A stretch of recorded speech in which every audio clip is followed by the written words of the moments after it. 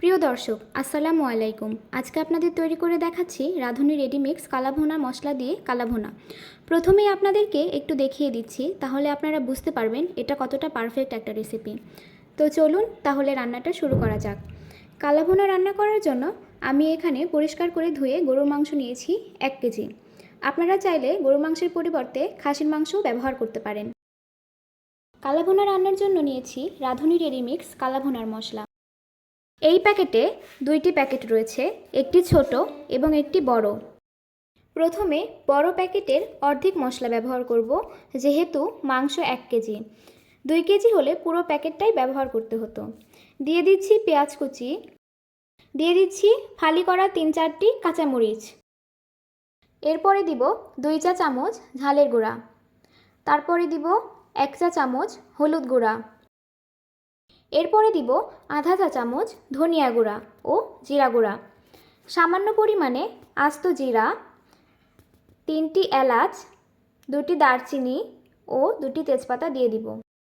স্বাদ মতো লবণ, 1 চা চামচ আদা রসুন বাটা, পরিমাণ মতো সরিষার তেল দিয়ে ভালোভাবে মাখিয়ে নিব।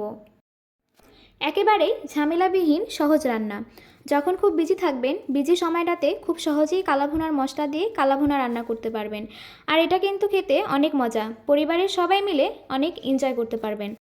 ব্যাস, খুব বেশি উপকরণের প্রয়োজন নেই।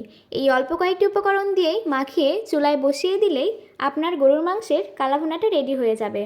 মশলা মাখানোর পরেই কালাভুনার যে কালার, সেটা কিন্তু চলে এসেছে। এবার একটা ঢাকনা দিয়ে 10 মিনিট রেস্টে রেখে দিব। মাংসগুলো যে পাত্রে রান্না করব সেই পাত্রে ট্রান্সফার করে দিব।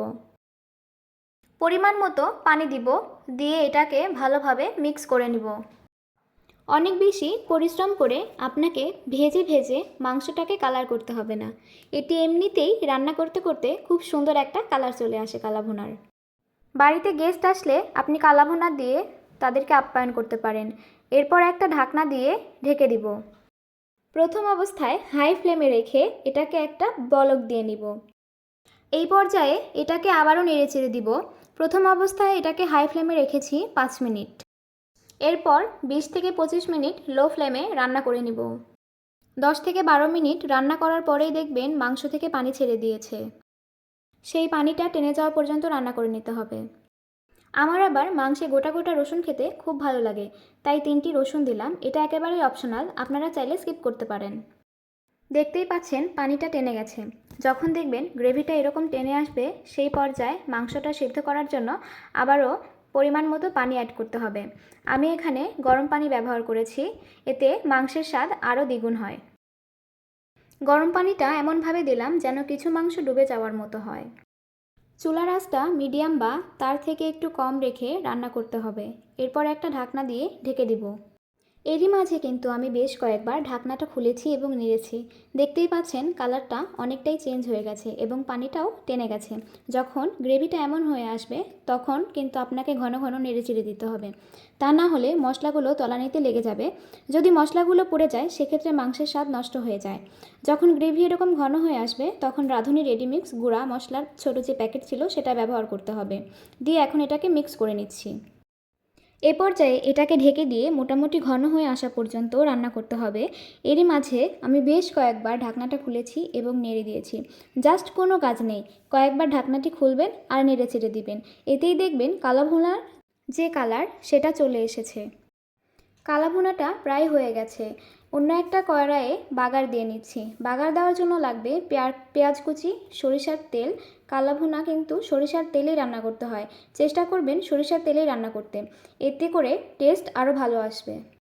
এখন এখানে দিয়ে দিচ্ছি সামান্য পরিমাণে রসুন কুচি। এখন এটাকে কিছুক্ষণ ভেজে নেব। যখন দেখবেন পেঁয়াজটা বাদামি কালার হয়ে গেছে, তখন এখানে অ্যাড করতে হবে রান্না করা মাংস।